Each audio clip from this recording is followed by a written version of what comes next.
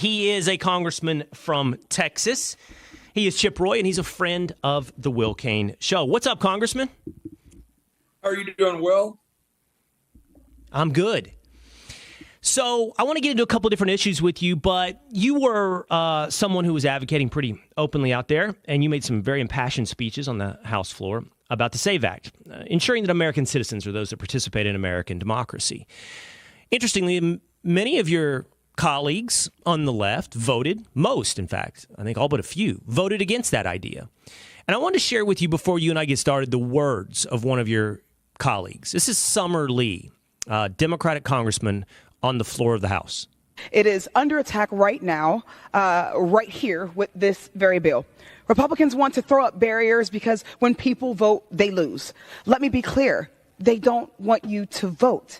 They don't want to hear black voices, brown voices, LGBTQIA voices, young voices. Our fundamental access to our democracy is being politicized. And this xenophobic attack that we're debating today will make it harder for Americans to vote. My Republican colleagues will claim that requiring IDs is a small ask, but nearly 30 million people lack a valid driver's license, and about 15 to 18 million adults don't have access to documents proving their birth or citizenship.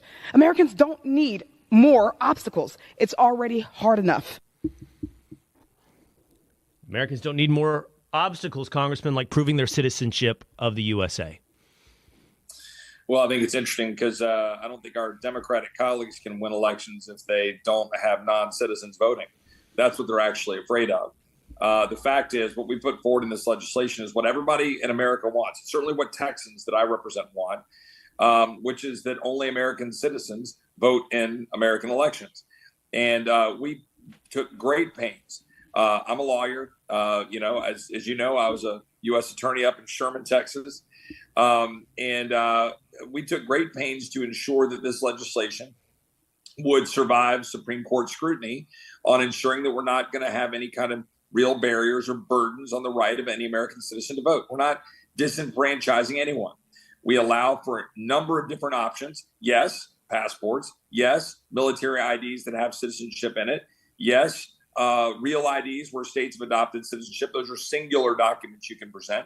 But if you don't have those, and her numbers might be right, 60% or what. If you don't have those, you take your driver's license and a copy of your birth certificate.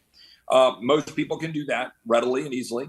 And if you don't have that, we have provisions to allow for states to be able to come up with other mechanisms, check against federal databases, find other ways. The key part being that those government officials will have to sign an affidavit that they have checked for citizenship. This is common sense. And I can tell you this. When I drive past the 400,000 tombstones in Arlington National Cemetery, when I leave here in a few minutes, and I drive across the Potomac River, I can tell you all of those folks who gave the last full measure of devotion or who were willing to, I think they would say, you know what? Why don't you take an extra couple of minutes to go prove your citizenship to make sure we preserve the integrity of our elections? I think we owe that to them. So, Congressman, there's common sense and there's hyperbole. So I think you're exactly right. This bill is common sense that passes the muster, the smell test of your average, not just Texan, but your average American. Like those videos that are popular on Twitter, just hit the streets of Broadway in Nashville. Hit any street in America you want. Stick a camera and a microphone in front of anyone's face and say, hey, should people who are not citizens of America vote in American elections? And I think you're going to get the appropriate response. You're going to get common sense.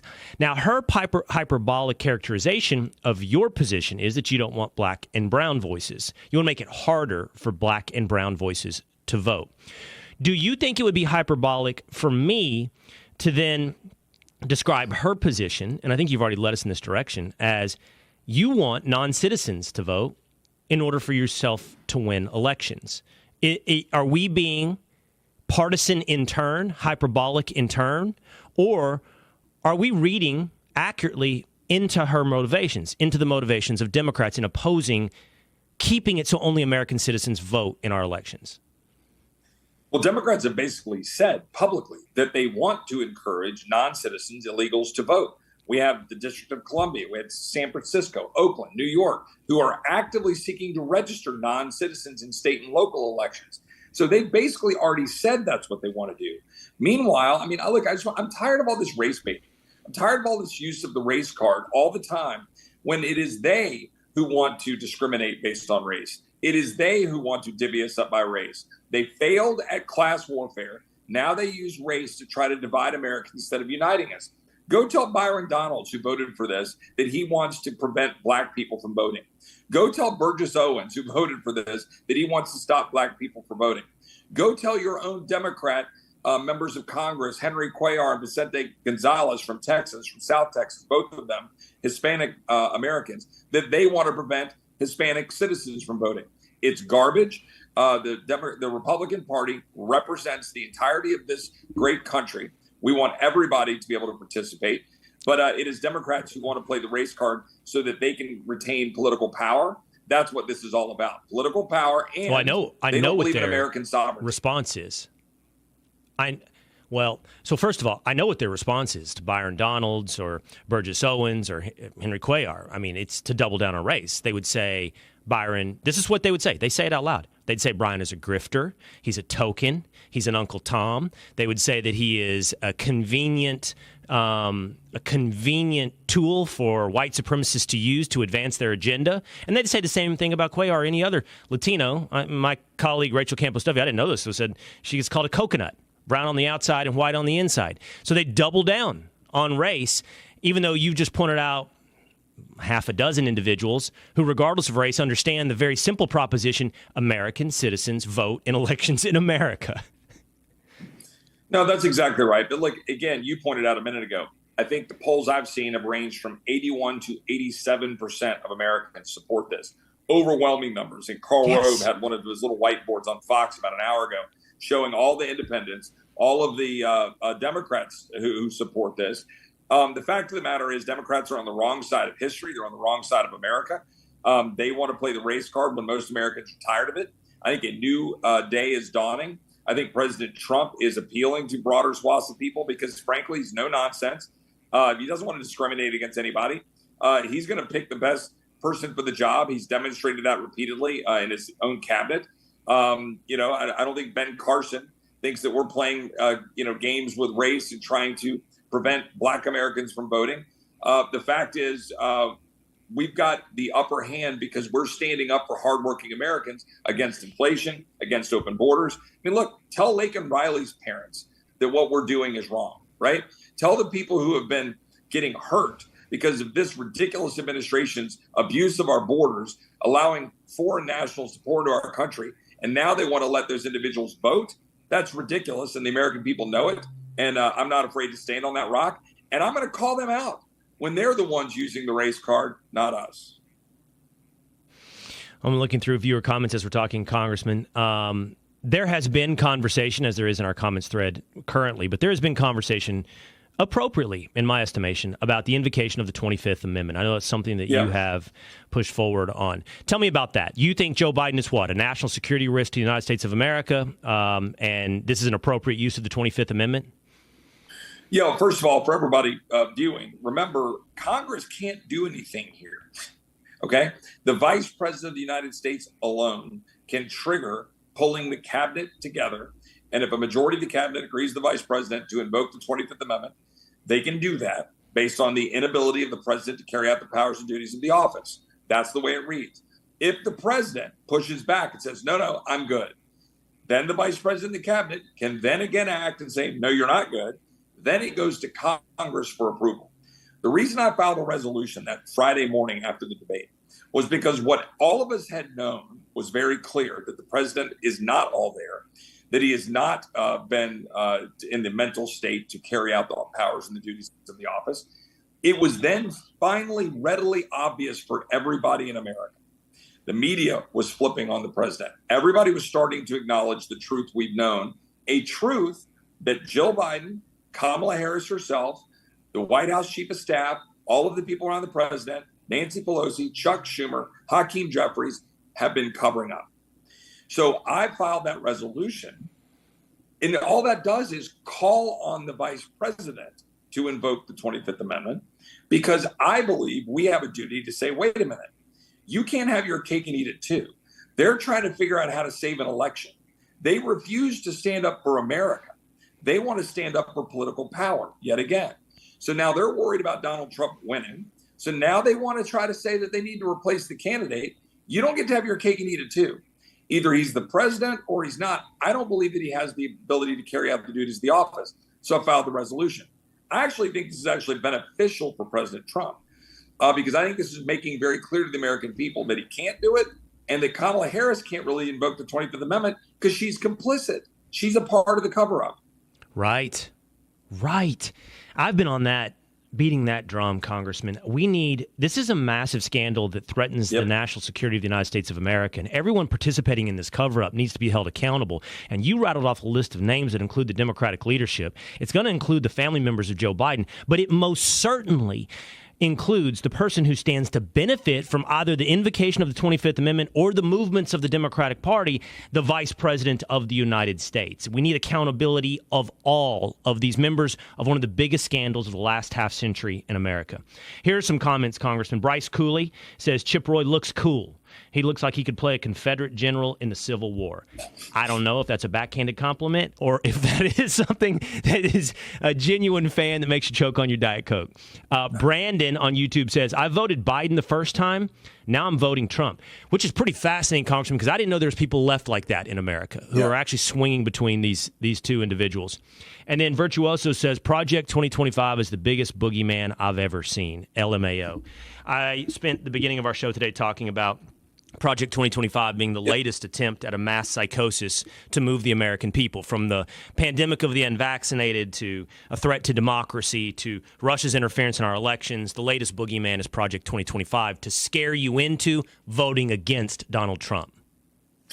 Well, it's interesting you say that. I've got a lot of friends who are very, very involved in the Trump administration, very close and good friends with former President Trump and the people that work in the administration and people who are actually in the administration who are all working on this project. But frankly, I'm sitting here in Washington, have friends in it. I've seen some of the products from it. It's an ongoing conversation. There's nothing magical. This is just the hard work of putting together plans for governing and for coming in and doing the work that a president will need to do, issuing executive orders, taking the action they need to take to undo the damage of a lawless, tyrannical Biden regime. Let's be very clear. This administration, in addition to a scandal covering up the incompetency of a president, they've had a Manchurian candidate, a Manchurian president. They have had a cadre of people around them advancing a radical, progressive Democrat agenda that this administration has been foisting on the American people unconstitutionally and tyrannically, from the student loan fiasco and ignoring the Supreme Court, to all that they've been doing with open borders, endangering the American people, lying about all manners of policies in addition to the mental state of the president. You now need a president, President Trump, to come in and undo that damage. Project 25 is about making sure we marshal our ability and forces in the executive branch and legislative branch to undo that damage and carry this country forward. Nothing more, nothing less. And these are good Americans who are working on it. I want to let Congressman Chip Roy get back to the duties of representing his district in the great state of Texas there in Washington, D.C., at the House of the United States Congress. But I want to end here, if we could, Congressman. We're really close. Like, we're a week away from an official announcement, and we're just probably days away from leaks into who will be the vice presidential candidate to accompany Donald Trump on this ticket. This morning, I was reading that it might be down to two. It might be down to Senator Marco Rubio of Florida and Senator J.D. Vance of Ohio. That would notably be leaving out, I think, the one other person who's been considered on the short list, which is former North Dakota Governor Doug Burgum. What do you think? I would ask you, what is your prediction? I don't want to put you on the spot. I would ask you, who do you support? I don't want to necessarily put you on the spot, so I'm just going to ask you a little more broadly. What do you think? Well, again, it's always bad to be in the prediction business. Look, all of those people are strong Americans who've done a lot of good things for their country. I do not believe that it'll be the North Dakota governor. I think he's a little out of step on some of the globalism issues and some other things where I've had some disagreements, but a good, faithful public servant. Marco Rubio is a friend, and I think he's done a lot of really great work on focusing on families and making sure that we're focusing on hardworking American families. And look, I think J.D. Vance brings a lot with respect to Pennsylvania, a lot of understanding of the populist direction of the country. He's a good man and a good friend. But I wouldn't leave out some other members, people like Ben Carson. Ben Carson is a good man. He's a good friend, Trump loyalist, served faithfully, also a brain surgeon, literally. And I think there are some other folks out there that, might surprise some people. Whenever I see the media saying it's down to these three, I usually kind of believe it might be someone who's not in that three, but we'll see what happens.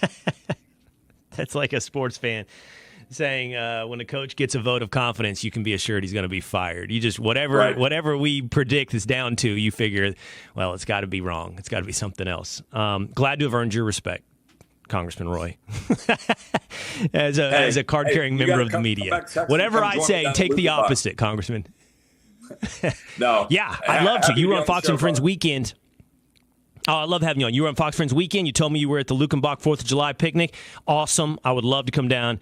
You told me it's in your district, so I will meet you in Lukenbach sometime soon, Congressman Chip Roy. Well, I'm going back on July 20th for William Beckman, who's one of the great up-and-coming country stars down out of South Texas. He's from Del Rio. I know If you're not a fan, go look him up. William Beckman, he's a good man. I saw Pat Green and Corey Morrow last week, but William Beckman will be fun in a week and a half. We got to get a Congressman Chip Roy top 5. I mean, as you talk about young guys, let me just throw one out there and see if you know him. You like Wyatt Flores?